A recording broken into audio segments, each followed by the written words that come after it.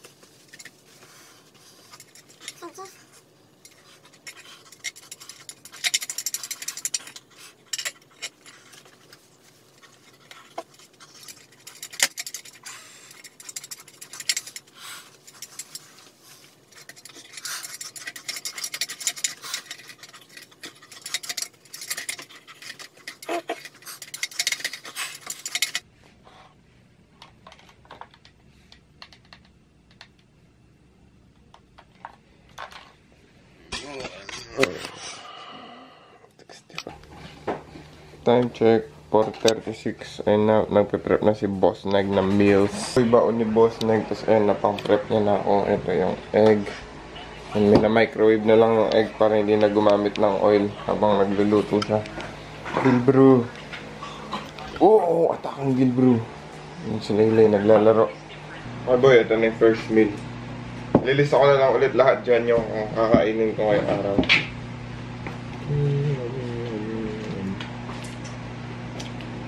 5:08 AM. Let's go.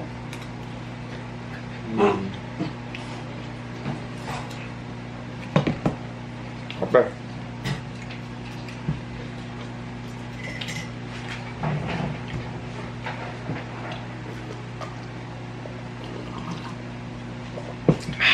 Gone. 6 nano na. Boss Neg ay magchichinelas games kasi wala siyang socks.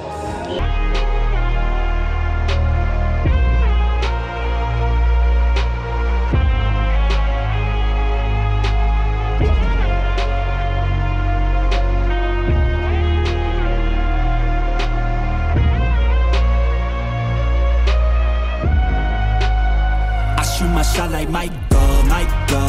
Jordan to the top and right go, I go. Winning on like a maestro. Never gonna stop, no I won't.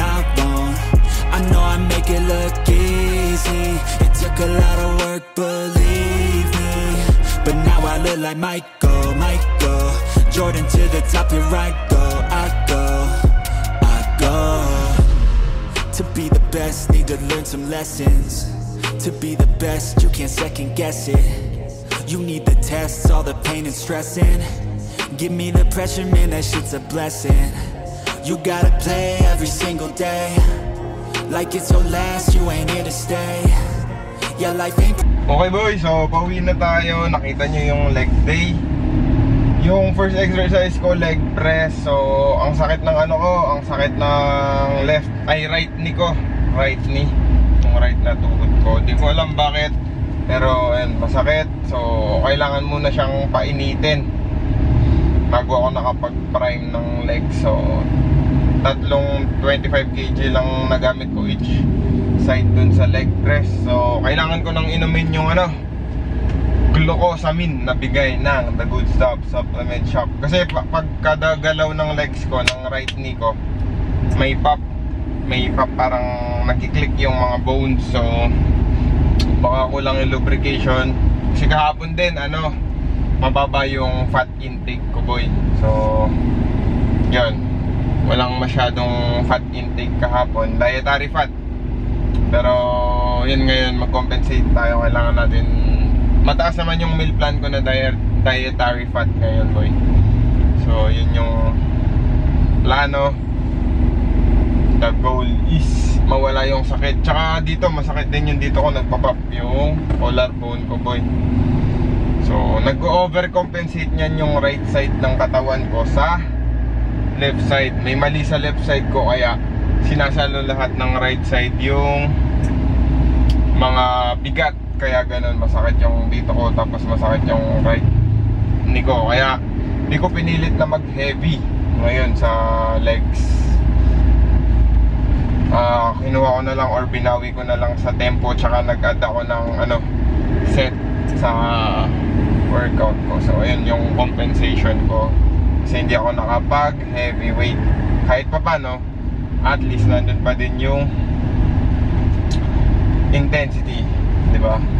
Hindi ko kaya yung hindi ko kaya yung heavy. Nag-extra set ako dun sa magaan, tapos binagalan ko yung tempo. And then yun, full day of eating. Nga pala, boy, nag-adjust na tayo. Yung calorie intake natin is 2,000 na lang, flat 2,000 na lang. Tapos daily steps ko tumaas na din. So siguro nagka-clock in yung daily steps ko ng 15,000 to 20,000. Kasi yun, niwawalk ko si Billy paggabi. Yan. Pero isasama ko na din yan yung golden retriever para mabilis siyang hatak, lumaki. Kasi si Billy, ganun yung tumangkad na nasanay siya sa walk. Nabatak yung mga muscle niya. Yung mga kapatid ni Billy dun sa amin, ang liliit lang, parang ganyan yung laki niya, yung tangkad niya.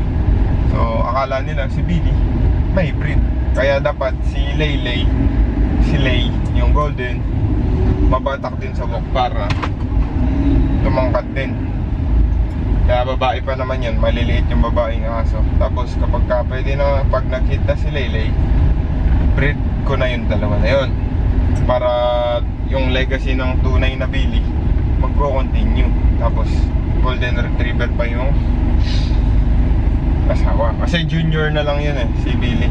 Yung wala pa 1 year old yun, 10 months old pa lang yun. Namatay sa heartworm yung tatay niya. Yung kung way back subscriber ko yun, nakikita nyo yun, kamukha niya rin, kaso mas malaki lang yung puting kanal dito. Ayan. So ano ba, wala tayong pag-uusapan kasi napaka basic lang. Napakita ko na rin naman sa inyo yung list ng meals ko. Pangit lang yung malapit ko na makuha yung camera, boy, na auction na.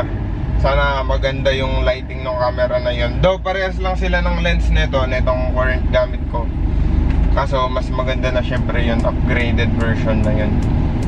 Wala akong pambili ng lens pa. Pag-iipunan ko yun kapag yung lens na pag pumapangga sa, kunwari yan, yung ilaw dyan, tsaka yun dyan, pag pinapangga ng camera is parang kinakain ng araw. Nakita nyo yung up check ko dun sa video, parang nilalamon, pero at least andyan na yung abs ko, diba? Tapos kanina lowest weigh-in ko din 165.1. Lowest weigh-in by far ng ng week na to. Tapos pinaka lowest weigh-in ko sa cut na to is 164 something. So ko lang bakit tumaas yung weight ko ng 167, nag-stagnant ako sa 167 ng ilang araw or week pa yun. Tapos ayun, di ko lang, wala naman akong ginawa, mabababa din naman, hindi na ako nag-overcomplicate. Tapos ngayon, boy, pauwi na tayo. Papakita ko sa inyo yung next meal ko, which is whey protein, galing sa The Good Stuff Supplement Shop. Doon kayo lagi o-order ng supplements. Nasa description box yung link nila. Meron silang Shopee, TikTok shop, tsaka Facebook. Pwede kayong, kung nasa Manila area kayo, pwede kayo magpalala move para express delivery. Ano lang, 30 minutes to 1 hour lang, andyan na yung order nyo na supplement, diba? Napaka-convenient. Tapos syempre legit din dun. Yan. Yung papakita ko din sa inyo, iinumin ko na yung ano, yung glucosamine na bigay nila. Need talaga nating bumawi sa katawan natin. Kasi ayan nga, dahil deprived na siya sa calories, prone na siya sa mga sakit-sakit or sa injury, di ba? Pero it is what it is, hindi nagsisignal. Mill Boy, 40 grams ng Whey Iso HD by BPI from the Good Stuff Supplement Shop. Tab on the end of filter to loosen the back.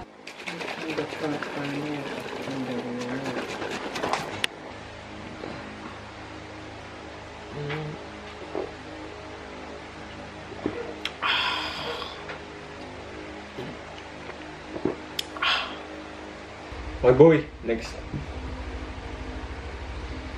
boy, next meal of the day. Ito na. Kapit ko. Yan. So, yun pa din pinrep ni Boss Neg to kanina natapon. Sabaw. Ni-split ko lang sa 3 meals. So, gagawin kong 3 meals yung na-prep ni Boss Neg. Tapos mamaya oats yung kakainin ko mid-meals. Just 2,000 calories. So, yung gulay ko ngayon, kamatis. Pero hindi ko nire-recommend yung kamatis kasi prutas to. Tapos, medyo may calories siya. Hindi negligible yung calories niya. Pero walang gulay. Kailangan ko ng fiber. So, kamatis. No choice, kumbaga. Kain muna ako, boy. Let's go. Bili. Laylay. Okay boy, ito na yung next meal. Okay boy, next meal of the day. Ito, di pa nahalo. Nakita nyo naman sa previous clip. So, oats, BPI pa din, Iso HD, tapos banana, peanut butter,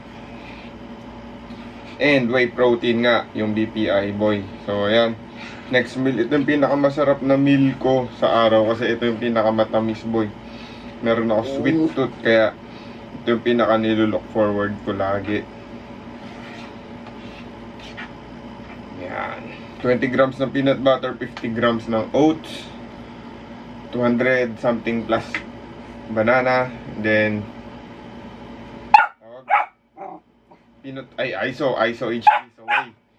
So pinaprep ko na to sa gabi boy or the day before para kakainin ko na lang.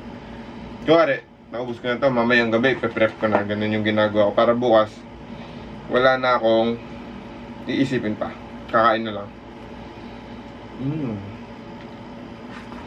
May buong saging baboy.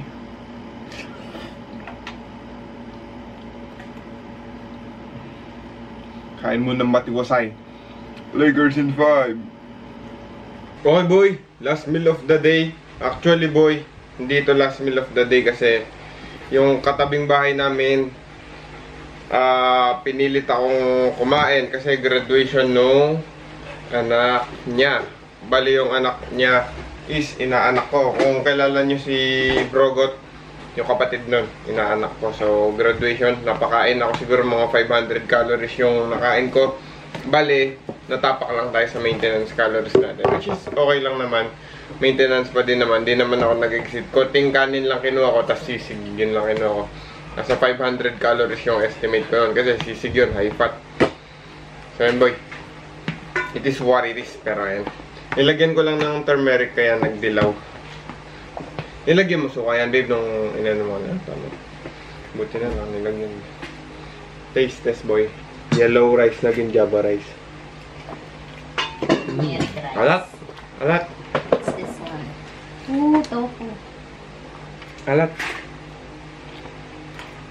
Dami ulam. Yun na boy.